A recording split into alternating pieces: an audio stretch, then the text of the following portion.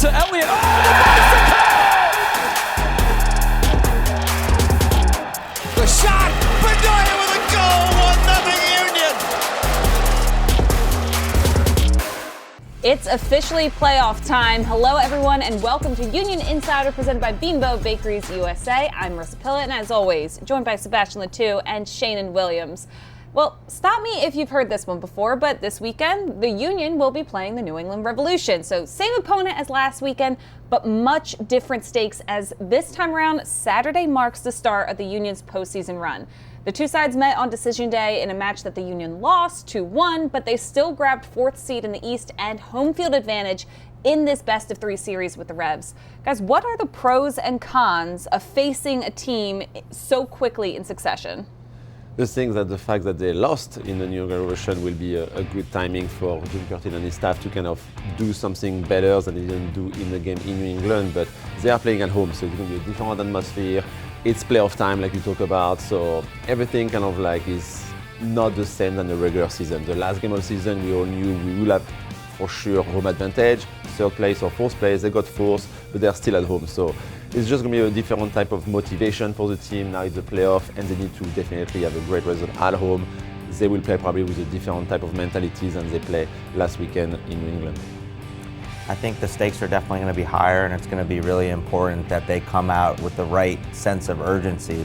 It's not going to be easy having to play a team potentially 4 times in a row. It's definitely not easy to beat a team 4 times in a row, and I think that's definitely going to be what it comes down to, is can they get off to a good start at home and then build upon that, go on the road and take care of business, or have to come back here and take care of business at home. So it's going to be interesting to see how Jim Curtin plays this and what formation they line up in and how things unfold, and it's going to be a really interesting series. Let's dig deeper into Saturday's result, a 2-1 loss for the Union, but they scored first very early on. Julian Carranza found the back of the net, but then they conceded twice. What was it about it that just shifted momentum towards New England?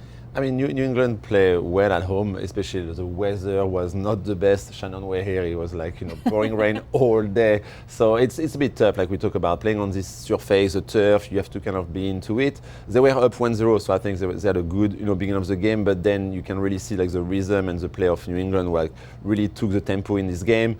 The defense, unfortunate PK with the handball of Lowe, and then the second goal where maybe, Andre can do a bit better job to save the shot from Bo, but it was just kind of like a weird type of like rhythm into the game. Like both teams knew they were already in the playoff.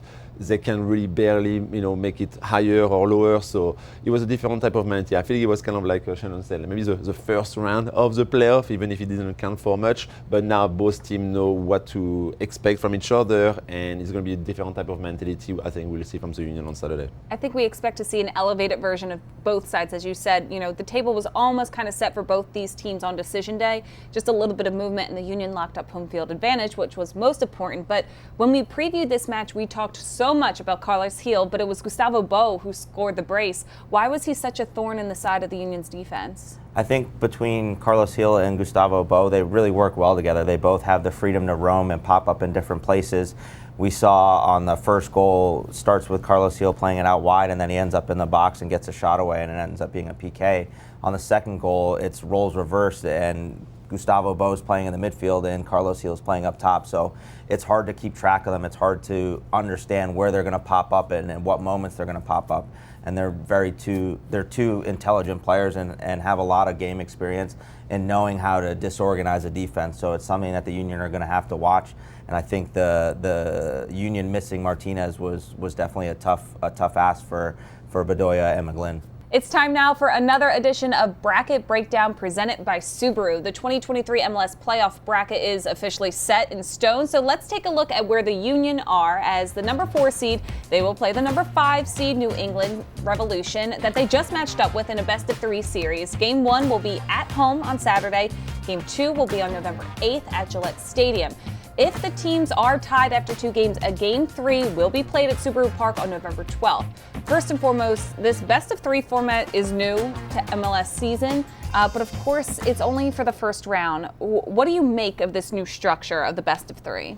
I think the only thing too for me, it's kind of a big thing, is there is no extra time. If the team go to a tie, and you can probably see New England really be defensive and try to be into the PK at the Union Stadium, it goes straight to PK. So there is not, the extra 30 minutes that maybe you can make a difference. I think for the coaches too, they don't have to maybe rest their starting 11 and they can make sub right away because he knows they need to make a difference before the end of the 90 minutes. So I think it's the best thing the big thing for me during those 3 games, that you can get a result even if you don't play well and just, take it at the end on a PK. So it's a bit weird, but, it makes kind of now the coaches not really just sitting down and hoping for the next 30 minutes. They have to push, especially when you play at home, and hopefully if the Union doesn't score right away and there's maybe 25 minutes left, Jim Curtin might make quick change to get something and get some energy into the front of the Union. Yeah, it's going to be interesting too to see how teams react to that, either if they feel very confident about how their team is in kicks from the mark, or if they're not so confident, how they might push at the end of the game. So because the Union have the higher seed, they'll host game 1, go on the road for game 2, and then potentially could host a game 3. How might we see game strategy and game plan differ between the home and away series? I think that's going to be the most interesting part. It's going to really throw a new wrinkle into things, and nobody's ever gone through this format before. So coaches are really going to have to think about how they approach game 1 to game 2. Are they trying to finish this thing off in 2 games? Are they looking to stretch this to 3 games? I think the Union like their matchup, and they are enjoying going to be being at home for that first game. So I think that Jim Curtin and his staff will, like Seba talked about, really take the onus of the game and really try to be the aggressor in that game, knowing that they're going to have to go on the road to an atmosphere where it's turf, where it's going to be cold. And if they take the first game, they know that in that second game, maybe they just play for a tie and end up winning in PKs. I think that first game is really going to be pivotal in what decides who moves on in these 3-game series. We're stepping away for a moment, but first, here's this week's Union Trivia question presented by United Concordia. Who has the most playoff goals in Union history? Find out the answer later in the show. We're back with This Week in Union History, presented by Premier Orthopedics. This week in 2022, the Union defeated NYCFC 3-1 to secure the team's first ever Eastern Conference Championship and a spot in the 2022 MLS Cup Finals. After going down 1-0 in the second half, Julian Carranza and Daniel Gazdag scored 2 minutes apart to retake the league, and Corey Burke scored the dagger in the 76th minute. Hey everyone, welcome back. I'm Marisa. Let's get into our first team report presented by Green Mountain Energy. The 2023 playoffs are officially here, and the Union are matched up against the team they just played this past weekend, the New England Revolution. And while the best of 3 first-round series is different this season, matching up against New England's side in the first round, who you just faced, is nothing new for Jim Curtin and the Union. Think back to 2020. Here's what he had to say about these playoffs, and in particular, the New England side they're facing in round number 1. Yeah, look, it's a good, healthy rivalry that we have with New England. We've earned home field advantage, which means now they have to beat us twice. And we know that in our building in Subaru Park with our fans behind us, we're still one of the best teams in the league. So it's a whole new season. It's a new opportunity for everybody. We recognize the opponent is really, really talented, has some incredible individual attacking quality, and we need to do a good job, limiting where they touch the ball on the field. Being in our stadium, the onus is on us to take the game to them, and hopefully we can create some chances and finish off some transitions as well. This one is pretty clear, right? So it's 90 minutes. If it's tied at the end, it goes straight to penalty kicks. So we have some practice from that with the League's Cup and elimination type games. We've done pretty well in those types of games. So it will be an exercise in surviving and advancing at this point of the year. There's no style points. There's no performance points. There's only winning, and that's going to be our goal as we push forward to make a run at MLS Cup. Seba and Sheanon are back with me now to break down the upcoming matchup against the New England. Anemone. Okay, 3, 2, 1. Seba and Sheanon are back here with me to break down this upcoming matchup against the New England Revolution. So the Union dropped to the Revolution this past weekend. We kind of broke that down. What adjustments do you really want to see this weekend? The Union really need to do a better job of dealing with Carlos Gil. I think that he really caused the Union problems in that last game. Not having a true defensive midfielder, I think, let him roam and have the freedom to pop up in any type of places, and he was really comfortable in those spots. So I think if the Union can do a much better job of dealing with him, being tighter to him, not letting him influence the game as much as he did in that previous game, I think that they can have a lot more success. He really is the engine and dictates everything that New England does in the attacking third, and they have to do a better job of dealing with him in this next game.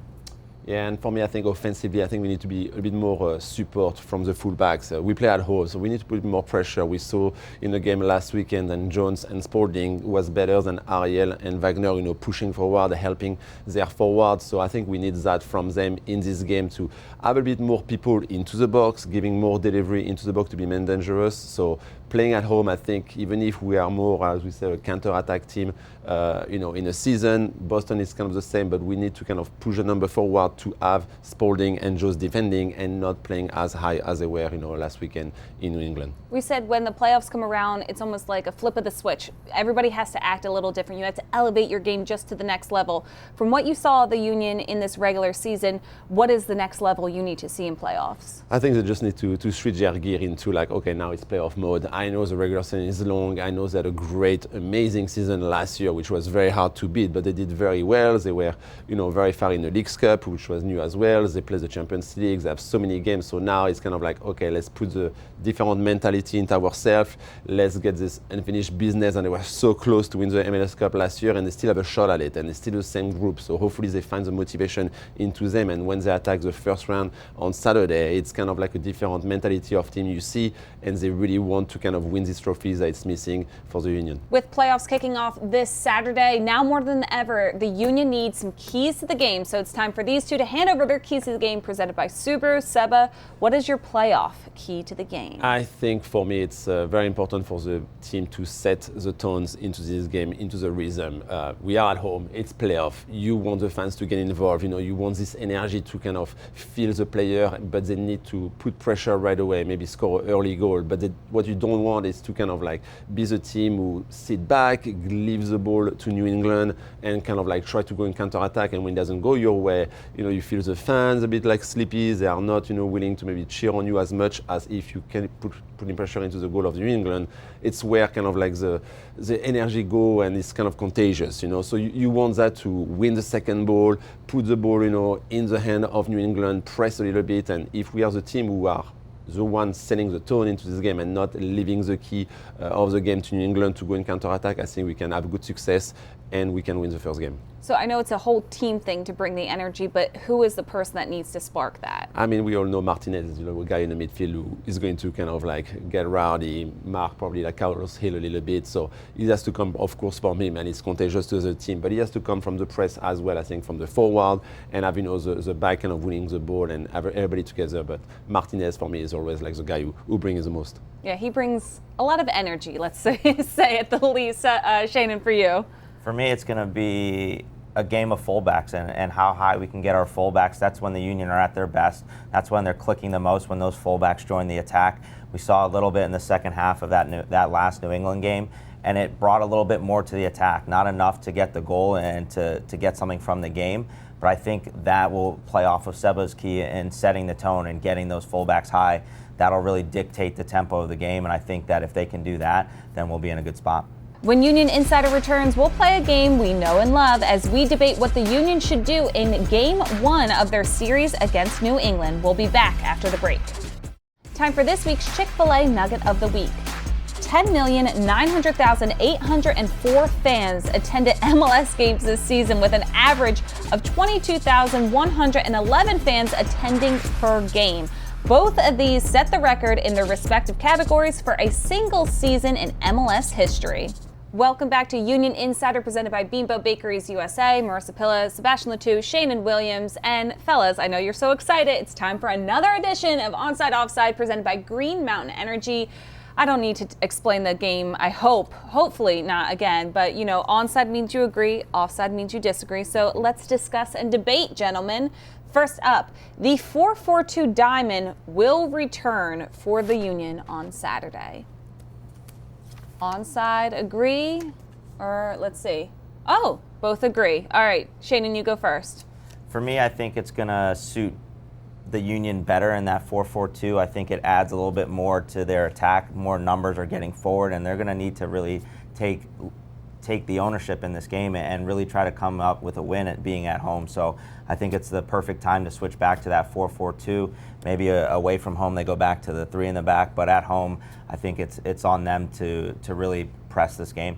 Yeah, I think so too. I think with the back, having Martinez back, I think it's the guy who can be the number 6 sitting in front of the defense, and he's going to bring something different to the New England team, who is maybe not going to be used to the back 4 at the beginning, and we can maybe surprise them to have the front 3 plus the fullback going forward. So it's going to be different, but I think it's the best suit for the team playing at home for the first round. Yeah, kind of go with what you know sort of thing. And speaking of Martinez, here's your next statement. Both Martinez and Bueno should be in the starting lineup.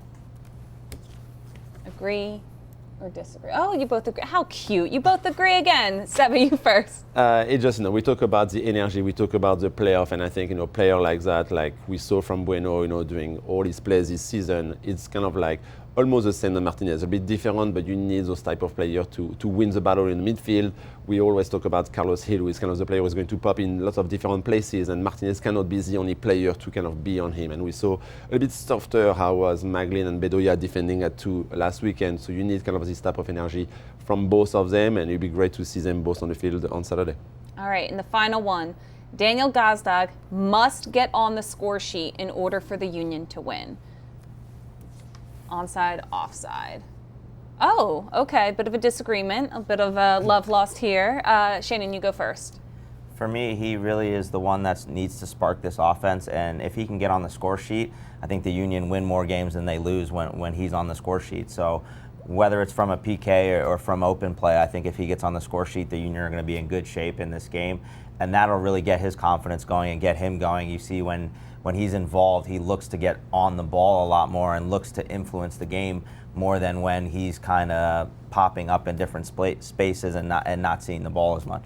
So I just make sure score sheet meaning he's going to score, right? Yes. So no, I say offside just because I don't think he needs to score. I just need to have him more involved into the offense. We saw a player like Carol Hill was not in a scoring sheet last weekend, but he was always involved, always touching the ball, always be a part of the offense, and not just always playing one touch. We need kind of guys like to be involved, but maybe with more assists. Maybe the one who create the first pass to the forward to kind of give like the perfect pass to open something for the other player in the team. And I think it just his involvement into the offense need to be much higher. He doesn't have to come from goals, but we need to call his name more on the broadcasting. We need to have him, be more involved with the team, especially when we play at home. So that's why I say offside, because he doesn't need to score, but we just need to see a bit more of key passes from Gazdag in this game to have the forward, getting some success. Let's take a look at some of the action from this weekend in MLS around the league, presented by Torque. Tell me if you've heard this one before. The New York Red Bulls are back in the MLS playoffs with their 1-0 win in Nashville on Saturday.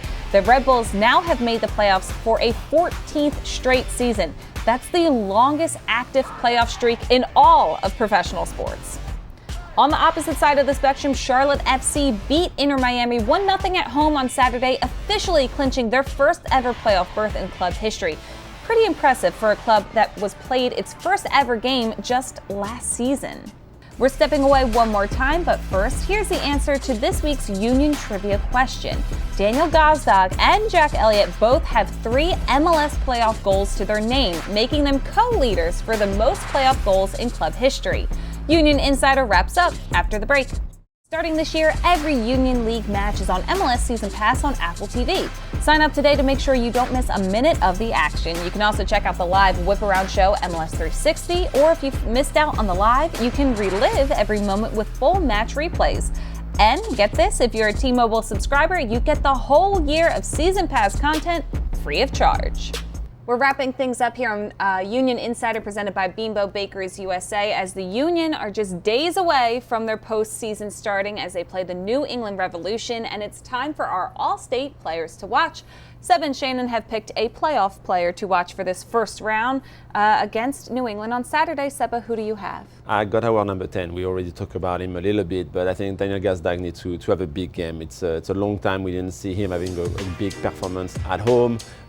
We need to see him more on the ball. We need to see him being the guy who really runs the offense and kind of pop up in some different place, not always too high, kind of a little bit some Carlos Hill like to do. So to kind of see him be in the ball, be confident, and then when he got the ball in his feet, not always just when he's passing the ball 2 touch or 1 touch, but be the guy who creates something by dribble, be maybe inside the box to score a goal, not, on a PK, but in a run of play. So I think it'll be great if the Daniel Gazdag has a big game. The Union for sure will win this game. All right, Sheanon, for you.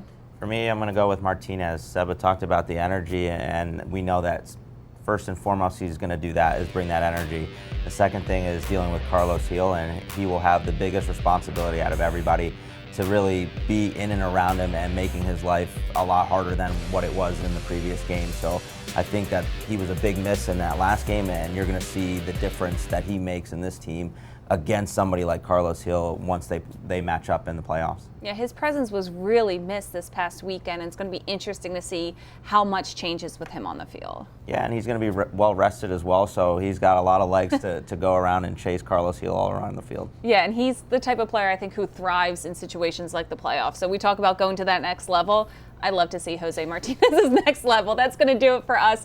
The Union kick off their playoff journey at home on Saturday against New England for Game 1 of the first round series. Kickoff is at 5 p.m. and can be seen on Apple TV. Sheanon will be alongside Dave Leno on the radio, 97.5 The Fanatic. For Seba, Sheanon, and our entire crew, I'm Marisa. Have a great weekend, and thanks again for watching.